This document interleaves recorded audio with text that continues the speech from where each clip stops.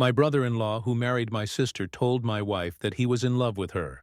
This led to a chain of horrific discoveries in our family. Yesterday, out of the blue, my brother-in-law asked my wife if she could meet him for lunch. He said there was something he needed to talk to her about. When my wife told me about his invitation, she seemed puzzled but not overly concerned. "Do you think it's about my sister?" she asked, furrowing her brow. "Maybe they're having problems, and he wants to get a woman's perspective on things." I found the whole situation odd. My brother-in-law had never reached out to my wife in this way before, but he often texted her and other family members for mundane reasons. So I didn't think much of it. After all, we were a close-knit family, and it wasn't unusual for us to support each other through tough times. "Go find out," I told her. Shrugging off my initial unease, my wife agreed, deciding to meet him at a cafe near her office the next day. The next morning, as she was getting ready for work, she mentioned lunch again. "I'm still not sure what this is about," she said, a hint of worry in her voice. I reassured her, saying it was probably nothing serious. "Just listen to what he has to say. And if it's something we need to help with, we'll figure it out together." I said it's a busy cafe filled with the usual lunchtime crowd, and my wife feels a bit more at ease being in such a public setting. She arrives a bit early, finding a table near the window, where she can keep an eye on the entrance.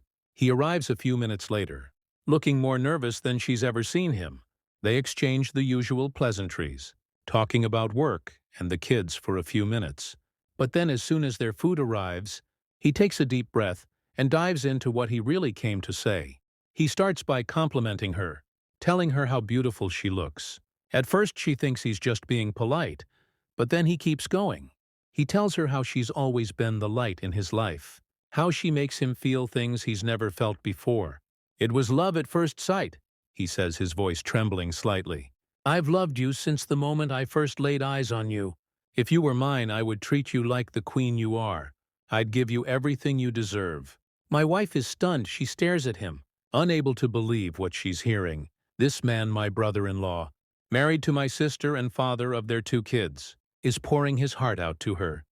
He lays it on thick, making grand promises about how different life would be if they were together. He goes on saying how he's been holding these feelings in for years, how he's watched her and admired her from afar, feeling more and more that they're meant to be together. She tries to interrupt to tell him he's making a huge mistake, but he keeps talking over her, almost as if he's rehearsed this speech 1,000 times in his head. "Mind you, this man has always had a friendly relationship with my wife. Our families see each other often since we're a close-knit bunch.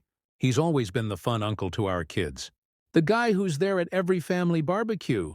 Every holiday dinner he does, text my wife frequently. But it's always been about mundane things. The kids' schedules, family events. Things like that, nothing overly sexual. Nothing that would set off any alarms. In fact, he texts and calls my mom too. They have a friendly rapport, and none of us ever thought anything of it. To us, he's always been just a good guy, someone we trust implicitly. So to hear my wife recount this to me is like a punch to the gut." My wife doesn't let him finish. She stands up, her chair scraping loudly against the floor, and walks out. She's shaking as she calls me, telling me everything that just happened. While she's on the phone with me, the texts from him start first. It's apologies, he didn't mean it. He thinks it's only infatuation. He's sorry for making her uncomfortable, but the damage is done. She leaves work early to come home and talk to me about this, her phone buzzing incessantly with his calls and messages. I tell her to answer one of his calls, to put him on speaker so I can hear. He's crying, begging her not to tell my sister. He keeps saying it was a mistake, that he misread signals, that he thought she felt the same way. Apparently, when we were together this past weekend, he thought my wife was flirting with him, that they had a moment alone in our kitchen where he felt a connection. My wife is a major ballbuster, and I suppose I can see how that can be taken as flirting. But this is beyond anything we could have imagined. He asks if she told me, and I answer yes as I'm on speaker. Then he starts begging me too, pleading for us to keep this a secret. This went on for a while, him begging and us listening. My main question was whether he had cheated on my sister before. He swore he hadn't, swearing on his kids' lives that it was just my wife. He said I should understand that it was her, only her, At that point, I was done listening. I told him I wasn't going to do anything tonight, and that I'd call him tomorrow. Now we're left with this mess, not knowing what to do next. My wife says we should drive over there right now and tell my sister. But the idea of wrecking my sister's family is killing me. Thinking about what this will do to my nieces makes me want to vomit. I know the right thing to do is to tell my sister, but I'm also thinking about my wife. It's not her fault, but there's sure to be resentment from my family. Even if my sister doesn't divorce him and they reconcile, I can't see how we'll ever be together again like we were before. If at all this whole episode can tear my family apart, I don't give a shit about him. He tried to destroy my family, but I do care about everyone else.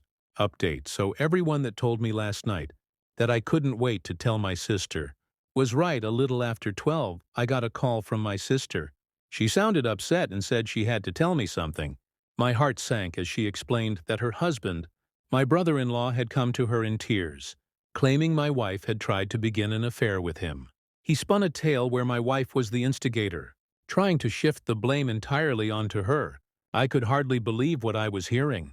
I immediately told my sister that wasn't the case, and assured her I would be right over. This situation needed to be addressed face to face, not over the phone. I hung up and, with a sense of urgency, called my parents. I woke my mother and father, explaining what was happening in quick clip sentences. My father was furious. My mother sounded shocked but resolute. They agreed to head over to my sister's house to sit with her kids, offering the support she would desperately need right now. Next, I called my younger brother. He groggily answered, confusion turning to alarm as I filled him in. He promised to come over to our place and stay with our kids, ensuring they wouldn't be left alone during this turmoil. His calm, steady presence would be a comfort to them. Meanwhile, my wife was already gathering her things, her face pale and drawn. She was dreading the confrontation but knew it was necessary. We left the house in a hurry, the drive to my sister's place feeling longer than it actually was. The silence in the car was heavy, both of us lost in our thoughts. When we arrived, the scene was even more tense than I had imagined. My sister is out on the front porch with my brother-in-law. When we get there, he looks beaten, eyes downcast, his posture slumped in defeat. He knows we have the texts and voicemails, the undeniable proof of his betrayal. I really don't know what he was hoping to accomplish by calling my sister in the middle of the night. With his lies, maybe he thought he could get ahead of the story, twist the narrative to save himself, but it was a futile effort. As we walk up to them, the tension in the air is palpable. My wife is trembling, her face a mask of controlled anger and hurt. She hands my sister her phone. Without a word, my sister takes it, her hands steady but her eyes burning with a mix of fury and pain. She scrolls through the texts, her expression hardening with each one she reads. Then she listens to the voicemails, the damning evidence of his declarations and her refusals. Before she can say anything, my brother-in-law starts sobbing. This is a man who runs into burning buildings, who faces danger daily without flinching. Seeing him like this, broken and vulnerable, is jarring. His cries are deep and guttural, raw with regret and fear. It's a scene that's almost surreal. A big, tough firefighter brought to his knees by his own actions. My sister's face remains impassive, a mask of stern resolve. She's always been tough, but right now she's unyielding. She waits for him to finish, her silence more powerful than any words. When he finally quiets down, still hiccuping with the remnants of his sobs, she speaks, "Pack a bag and go." She says, her voice cold and clear, "I can't stand to look at you." He tries to argue, to plead his case, but she's having none of it. "Stop it," she snaps, cutting through his words. "There's nothing you can say that will make this better." She turns away from him, walks over to my wife and pulls her into a hug. It's a moment of solidarity between them, a small comfort in the middle of this nightmare. They've been friends since college, and the strength of their bond is evident. It's a relief to see that despite everything, they're standing together. This leaves me standing with my brother-in-law. He's a wreck, his face red and swollen from crying, his shoulders slumped. He looks at me, his eyes pleading for some kind of understanding or forgiveness. But I have none to offer. He tries to speak, his voice cracking, but I cut him off. "You need to leave," I say firmly. "This is your mess. You need to deal with the consequences." He nods defeated and slowly makes his way inside to pack his things. My sister stays with my wife, the two of them talking quietly, leaning on each other for support. The rest of the night is a blur of conversations and plans. We all rally around my sister, helping her figure out what to do next, how to protect her kids from the fallout. My sister begins questioning my wife, trying to understand why her husband thought any of this could possibly work out. He must have had some reason to believe she reciprocated his feelings.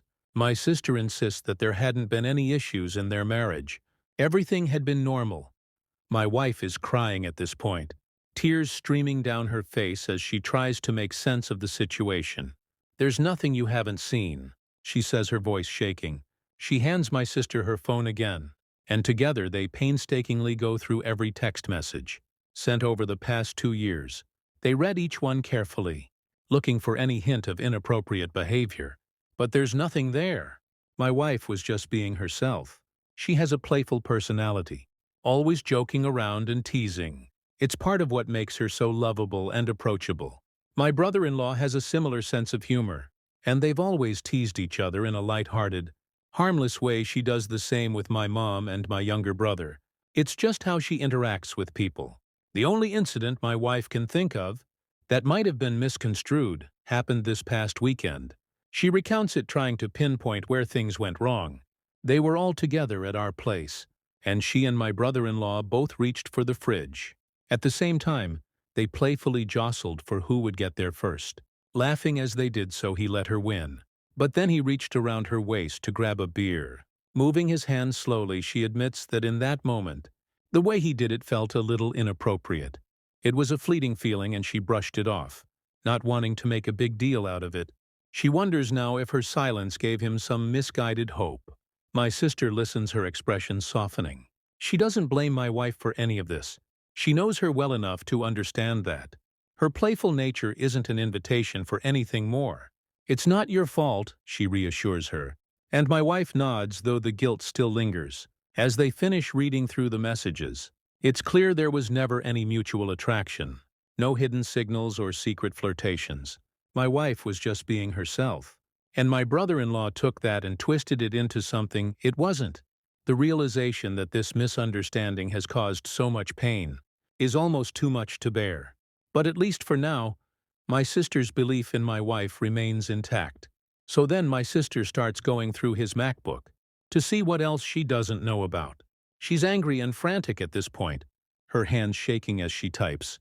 She guesses the password, and on the third try, she's in. With a deep breath, she starts searching through his files, looking for anything that might shed more light on this nightmare. It doesn't take long before she finds something disturbing. They're buried in a folder labeled innocuously. Are a lot of pictures of my wife. They date back years.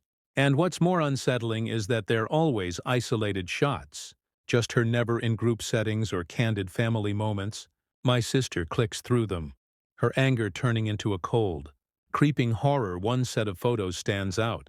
A few years ago, we went on a couple's trip to the Caribbean. It was a rare vacation without the kids, and my wife, feeling more relaxed in the adults-only environment, had worn a bikini she usually doesn't, preferring more modest swimwear. But this time she had felt comfortable enough to do so. There were probably 50 pictures of her in that bikini, each one taken without her knowledge. My sister's face pales as she scrolls through them. It's clear he's been secretly snapping these photos for years, collecting them obsessively. The realization that he's been harboring this fixation, lurking in the shadows of family events, sends a shiver down her spine. Does this now enter restraining order territory? She wonders aloud, her voice barely above a whisper. This has taken a creepy turn far beyond what any of us had imagined. The boundary between inappropriate and outright disturbing has been crossed. She calls us over, showing us the pictures. My wife gasps, her hand flying to her mouth in shock. She had no idea he was doing this, no inkling of his obsession. My sister, her anger now tempered by a deep sense of betrayal, starts talking about next steps. Legal action, protection for her kids, and a restraining order. All possibilities that need to be considered now. We're all reeling from this new discovery. The man we thought we knew, who we trusted as a husband, a father, and a brother-in-law, has shown a side of himself that's dark and disturbing. It's not just a matter of infatuation anymore. It's something far more insidious. Unfortunately, the mess continues. My sister agreed to talk to her husband last night and let him explain himself. She was determined to get the full story and decided to involve my wife directly to ensure there would be no lying or half-truths. They set up a FaceTime call with my wife and I listened in off camera, my heart pounding with a mix of anger and dread. My sister, ever thorough, recorded the entire conversation for good measure as soon as the call began. The tension was palpable. My brother-in-law looked exhausted, his eyes red-rimmed and swollen from crying. He started hesitantly, his voice shaky. But as he spoke, the truth began to pour out, and the story unfolded in a way none of us had fully anticipated. He admitted he's been obsessed with my wife for years. It started the day I met her.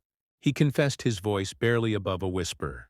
He went on to explain that it was during one of those early gatherings where my sister, eager to introduce her new boyfriend to her friends, had brought him along. My wife and I were dating at the time, but he had met her before he met me. At first he thought his feelings were purely physical, an innocent crush that he could brush aside. But as time went on and he spent more time around her, he realized it was more than that. He became fixated on her personality, her laughter, the way she interacted with everyone around her. He described moments where he found himself watching her, captivated by her presence, even as she was just being herself, playful and kind. He detailed how he had tried to suppress these feelings, convincing himself that they were harmless. But over time, his obsession grew. He started finding ways to be near her more often, volunteering to help with family events, making excuses to text her about trivial things. It was a slow, insidious process that eventually led to the point where he felt compelled to confess his feelings, deluding himself into believing she might feel the same way. My sister listened, her face a mask of controlled rage and heartbreak. She didn't interrupt him, letting him dig his own grave with each word. My wife, on the other hand, was visibly shaken hearing how long this had been going on, how deeply his obsession ran. Was almost too much for her to bear. When he finished, there was a heavy silence. My sister finally spoke, her voice icy and measured. "What made you think that my wife would leave me for you?" she asked, her eyes boring into his. He stammered, struggling to find the right words. He mentioned the supposed mutual attraction, the moments he had misinterpreted as signs of her reciprocation. My wife and sister exploded at that point, their pent-up anger and frustration spilling over. There was a lot of cussing, a lot of screaming, the raw emotion of betrayal and hurt coming to the forefront. My wife hung up the call, her hands trembling, her face pale. She was concerned for me, for us, assuring me repeatedly that the attraction was one-sided. I believed her, I always had. Even if she did find him physically attractive at some point, I knew she would never act on it. She's serious about trust and fidelity, something she made clear early on in our relationship. This whole ordeal was a twisted fantasy of my brother-in-law's, a dangerous delusion that had nearly torn our family apart. The tension that had been building up during the call finally erupted into a storm of cussing and screaming. My wife's voice was a mix of fury and hurt, while my sister's was steely and unforgiving. The barrage of emotions was overwhelming, the air thick with betrayal and disbelief. The phone call abruptly ended when my wife, shaking and distraught, hung up because she was concerned for me. She turned to me, her eyes wide with fear and confusion. It was one-sided, she assured me, her voice trembling. "I never thought it wasn't," I replied, trying to soothe her. "Even if she did find him physically attractive at some point, I knew she would never act on it. She's just not that type of person." Early on in our relationship, there was a moment that encapsulated her stance on trust and fidelity. Perfectly, I remember watching her one morning as she was dressing, admiring her without saying a word. She noticed, gave me a teasing smile, and asked if I liked what I saw, but then her expression turned serious, almost cold. "Never fuck up," she said, her tone leaving no room for misunderstanding. "Or you'll never see this again." She meant every word. My wife is serious about trust. Once it's broken, it's almost impossible to mend. As I sat there replaying the chaotic scene in my mind, I couldn't help but reflect on my brother-in-law. I knew he was a little cocky, always walking with a certain swagger. But my God, I never knew he thought so highly of himself. To believe he could pull off something like this. His delusions of grandeur were staggering, completely detached from reality. I talked to my sister later on, once the initial shock had started to wear off, and we could speak more calmly. She was resolute, determined to protect her children from the fallout of her husband's actions. She told me she would be contacting a lawyer first thing Monday morning to see what steps she could take to limit his exposure to their kids. She wanted to ensure that they were shielded from as much of this mess as possible. As far as I'm concerned, he's detached from reality, she said, her voice steely with resolve. Her concern was no longer about saving her marriage, but about safeguarding her children and maintaining a semblance of stability for them anyway. My brother-in-law returned home yesterday, not because my sister wants him back, but because she can't legally stop him. Despite the turmoil and the clear betrayal, he has the right to be in the house. Until the legal proceedings move forward, the atmosphere is tense and uncomfortable, filled with unspoken words and palpable resentment. They are done, and I think he realizes that now. There's a hollow look in his eyes, as if he understands that any hope he had of salvaging their marriage is gone. The lawyer tells my sister that, since my brother-in-law's behavior over the past few days has been documented, there is a good chance she will be granted full custody of the kids. The texts, voicemails, and the disturbing cache of photos all paint a clear picture of his obsession and instability. He doesn't seem to even want to fight her on that. It's as if he knows he's lost everything and is too weary to put up a battle. My sister will be fine.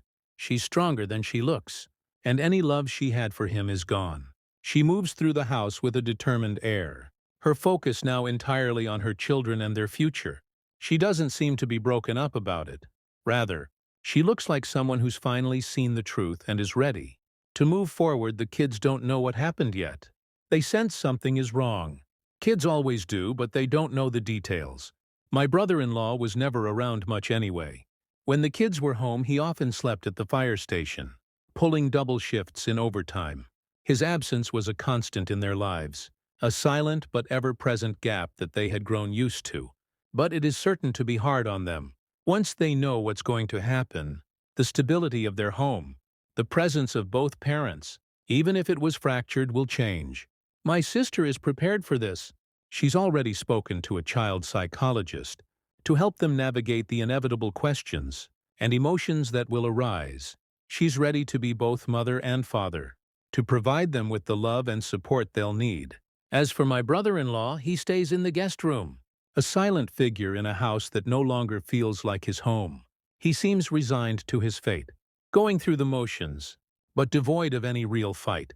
It's a sad, pitiful sight, but my sympathy is limited. Some of my friends have said that there must be more women, that someone as obsessive as my brother-in-law couldn't have fixated on just one person. But as far as we can tell, there hasn't been anyone else. It's really just the obsession with my wife.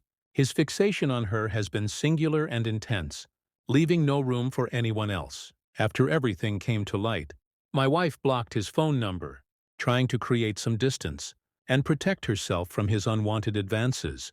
But on the same night he returned home, he sent my wife an email from an account he had just made. It started with a seemingly sincere apology, but it quickly took a turn into something much darker. He began by saying he never got to finish at the restaurant that day, implying there was more he needed to confess. Then he launched into paragraphs and paragraphs about all the things he loves about my wife. He detailed the desperation he felt, the overwhelming emotions that had driven him to act so irrationally. He recounted every little detail he admired about her, her smile, her laugh, the way she interacted with others. It was unsettling, to say the least, to see his obsession laid out so starkly. He mentioned their supposed mutual attraction, again insisting that there was a palpable sexual tension between them, that he had always felt he was delusional, mistaking her friendly, playful nature for something more. He painted a picture of a connection that existed only in his mind, a fantasy that he had convinced himself was real. The email ended with a rather large section about me. Let's just say I didn't know he had such a low opinion of me. He was quite certain that I was not satisfying my wife. Properly, he criticized everything from my appearance to my demeanor, implying that I was somehow unworthy of her. His words were meant to undermine me, to sow seeds of doubt and insecurity. Reading the email was a gut punch. It was clear that his obsession with my wife had twisted his perceptions and fueled his disdain for me. He saw me as an obstacle, someone unworthy of the woman he had placed on a pedestal. But instead of feeling threatened, it only solidified my resolve to protect my wife and my family from his delusions. We forwarded the email to my sister and her lawyer. It was more evidence of his unstable state of mind. Another piece of the puzzle that showed just how far gone he was. This email, with its mix of apology, obsession, and vitriol, might be enough to get him removed from the house permanently. For now, my wife and I are taking it one day at a time. The support from our friends and family has been invaluable, helping us navigate this surreal and painful situation. Finally, my wife isn't doing great, but she is improving each day. She does feel guilty for being too comfortable around my brother-in-law. Normally, she is very careful about setting boundaries with other men. In case it wasn't clear, my wife is quite stunning and receives a lot of male attention. However, she felt safe around my brother-in-law because he was family, and she never thought he would cross any lines. Fortunately, she and my sister are on good terms, and there doesn't seem to be any resentment, which is a relief. We will all be okay, but it will take time. Thank you to everyone who commented and offered their support. My primary concern throughout this was my sister and her children. The impact of my brother-in-law's actions on their lives is immense. Ensuring their protection and emotional well-being became our priority. Children especially need shielding from such toxic situations to maintain their sense of security and normalcy. When faced with such a situation, it's essential to act quickly and decisively. We didn't hesitate to gather evidence, confront the issue, and involve legal help to ensure the safety and well-being of everyone involved. Procrastination or denial could have led to further harm. What do you think about this story? Please share your comments down below. Thank you for listening to Vibe Tales.